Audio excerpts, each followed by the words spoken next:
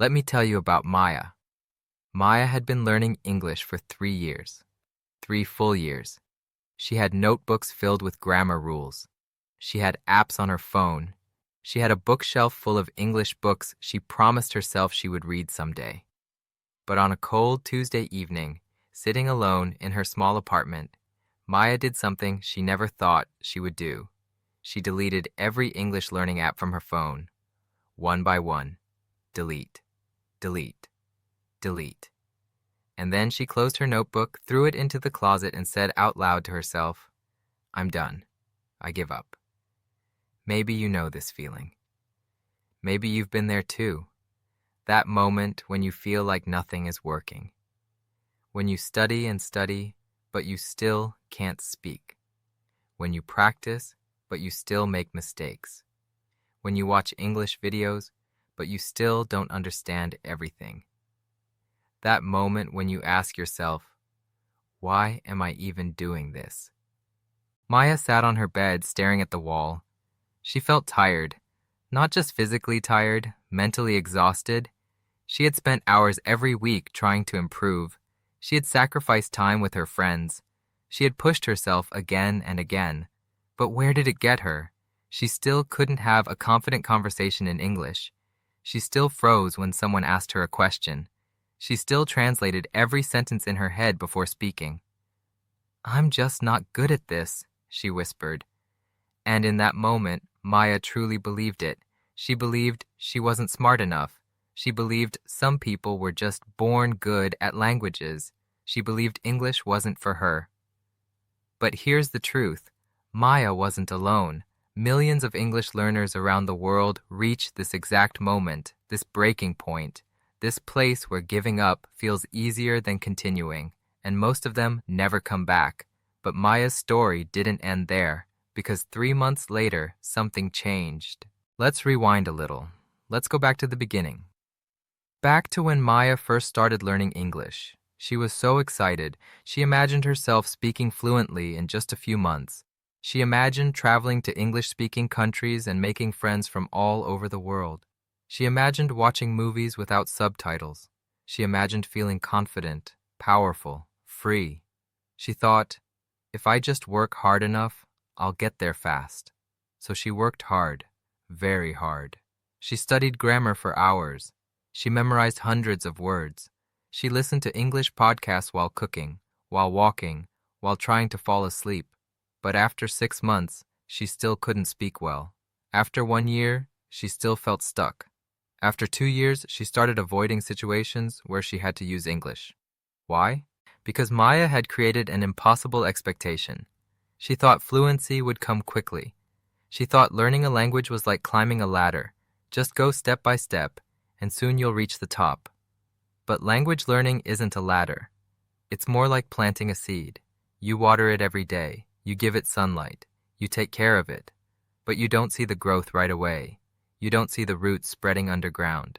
You don't see the strength building inside. And because you don't see it, you think nothing is happening. But something is happening. Always. Maya didn't understand this. And because she didn't see fast results, she thought she was failing. She compared herself to other learners online, people who said they became fluent in 1 year, people who seemed confident and perfect, people who never made mistakes. But she didn't know their full story. She didn't know how many years they had actually studied before. She didn't know how many times they had failed in private. She didn't know the struggles they hid behind their success. All Maya saw was the highlight reel, and she judged her messy, imperfect journey against it. This is where so many learners break. Not because they can't learn English, but because they expect perfection too soon, because they compare their beginning to someone else's middle, because they think slow progress means no progress, and when the results don't match the expectations, they quit. After Maya deleted those apps, something strange happened. She felt relief. For a few days, she felt lighter. She didn't have to stress about English anymore. She didn't have to feel guilty about not studying. She didn't have to face her mistakes. But then, slowly, another feeling crept in. Regret. One evening, she was scrolling through social media and saw a video of someone speaking English beautifully. It was a person from her own country, someone who had started learning English at the same time as her. But this person didn't give up, and now they were confident. They were expressing themselves freely. They were living the life Maya had once dreamed of. Maya felt a tightness in her chest. That could have been me, she thought. And suddenly, all the excuses she had told herself started to crack. I'm not smart enough. But wait, that person wasn't naturally gifted either. I don't have time. But she had spent hours watching TV shows in her own language instead of English. It's too hard. But millions of people had learned English before her. People who were older, busier, and started with less. Maya realized something painful but powerful. She didn't quit because English was impossible. She quit because she believed it was impossible for her. Or, this is the voice that kills dreams. The voice inside your head that whispers, "You're not good enough. Why are you even trying? Just stop." And the worst part? That voice sounds like you. It feels like the truth. It feels like wisdom. It feels like you're just being realistic. But it's not truth. It's fear. Fear of failure. Fear of looking stupid. Fear of wasting time on something that might not work. Maya sat with this realization for a long time. She asked herself a hard question. If I give up now, will I regret it 5 years from today? And the answer was clear. Yes, she would regret it, deeply, because learning English wasn't just about the language. It was about proving to herself that she could finish something difficult, that she could grow, that she could become the person she wanted to be. And that's when Maya made a decision. She wasn't going to let fear win. But starting again wasn't easy. Maya felt embarrassed. She had told her friends she quit. She had convinced herself it was over. And now she had to face the truth. She was going back. But this time, things had to be different. She couldn't go back to the same methods, the same mindset, the same pressure. So she made a new plan, a simple one. Rule 1. No more perfection. She decided she didn't need to be fluent in 6 months. She didn't need to speak like a native speaker. She just needed to be a little better than yesterday. Rule 2. Focus on communication, not grammar. She stopped obsessing over every grammar rule. Instead, she focused on saying things. Even if they were wrong, even if they were messy, she just wanted to communicate. Rule 3. Enjoy the process. She stopped treating English like homework. She started watching shows she actually liked. She started listening to music that made her feel something. She started speaking about topics that excited her. And slowly, something shifted. English stopped feeling like a burden. It started feeling like a tool, a bridge, a way to connect with the world. Maya joined an online speaking group. At first, she barely said anything. She just listened. Her heart raced every time someone asked her a question. But she stayed. Week after week, she showed up, and little by little, her fear started to shrink. One day, someone in the group asked her, "Maya, what do you think about this topic?" And without thinking too much, she answered. Her sentences weren't perfect. She paused a few times. She forgot a word and had to describe it instead, but she communicated. And the person understood her. And for the first time in a long time, Maya smiled. Not because she was perfect, but because she was trying, because she was growing, because she was still in the game. Here's what most people don't tell you about learning English. The biggest enemy isn't grammar, it isn't vocabulary, it isn't pronunciation. The biggest enemy is quitting. Because when you quit, all your progress disappears. All the hours you spent, all the words you learned, all the effort you gave, it all fades. But if you keep going, even slowly, even imperfectly, you will improve. Guaranteed. Think about it. If you practice English just 15 minutes a day, that's 91 hours in a year. 91 hours of listening, speaking, reading, writing. Do you think 91 hours of practice will make you better? Of course. But if you quit after 3 months, you get 0 hours for the rest of the year, and 0 hours means 0 progress. Maya understood this now. She realized that consistency beats intensity. Showing up every day, even for a little bit, was more powerful than studying for 5 hours once a month. She also realized something else. Mistakes weren't the enemy. Silence was. Every time she stayed quiet because she was afraid of making a mistake, she lost an opportunity to improve. But every time she spoke, even if she messed up, she got better. Because speaking, even badly, is practice. Staying silent is nothing.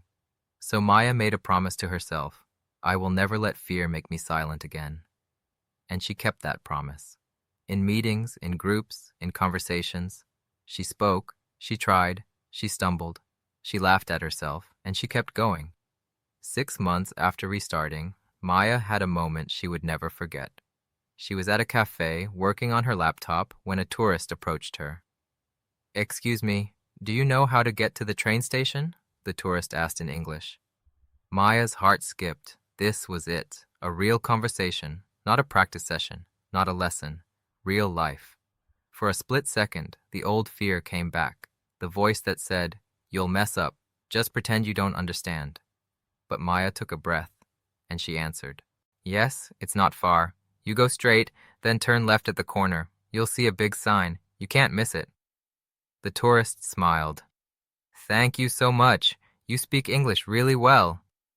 Maya felt warmth spread through her chest, not because of the compliment, but because she did it. She communicated, she helped someone, she used English in the real world, and it worked. That moment changed everything for Maya. It reminded her why she started. It reminded her that English wasn't just about tests or scores. It was about connection, about helping, about being part of a bigger world. She realized every time she wanted to quit before, she was robbing herself of moments like this. So let me ask you something. Are you thinking about quitting? Are you tired, frustrated, feeling stuck? I understand. I really do. Learning English is hard. It takes time. It takes patience. It takes courage. But here's the truth you need to hear. You are closer than you think. Maybe you don't feel fluent yet. Maybe you still make mistakes. Maybe you still struggle to find the right words, but you are improving. Every single day you practice, you are building something, even if you can't see it yet. And one day, maybe next month, maybe next year, you will have your moment. That moment when English just flows, when you understand a whole conversation without translating, when you express yourself and people understand you. And in that moment, you will be so grateful you didn't quit. Because the people who succeed in learning English aren't the smartest. They aren't the most talented. They aren't the ones who never struggle. They're the ones who don't give up. They're the ones who fall and get back up, who make mistakes and try again, who feel tired but keep showing up. Maya is fluent now. Not perfect, but fluent. She travels. She works in English. She makes friends from all over the world. And when people ask her, "How did you do it?" she always says the same thing. "I just didn't quit. That's the secret. That's the key. That's the only thing that really matters. Don't quit. Even when it's hard. Even when it feels slow. Even when you feel like you're not good enough. Don't quit, because your future self is waiting for you on the other side. And that version of you is so proud, so grateful, so happy that you kept going." So here's my challenge to you today. Make a promise. Right now. Say it out loud or write it down. I will not give up on learning English. Not because it's easy, but because it's worth it. Not because you're perfect, but because you're growing. Not because you have all the answers, but because you're willing to keep searching. Learning English is a journey, and every journey has hard days. Days when you want to turn back. Days when you wonder if it's even possible. But those are the days that matter most. Because the person who pushes through those days becomes unstoppable. So keep going, keep trying, keep believing in yourself. Your English dream is not dead. It's just waiting for you to fight for it one more day, and then one more after that, and then one more after that, until one day you realize you made it. You actually did it. And it all started the day you refused to quit. Now go, speak, practice, grow. Your future is calling, and it's speaking in English.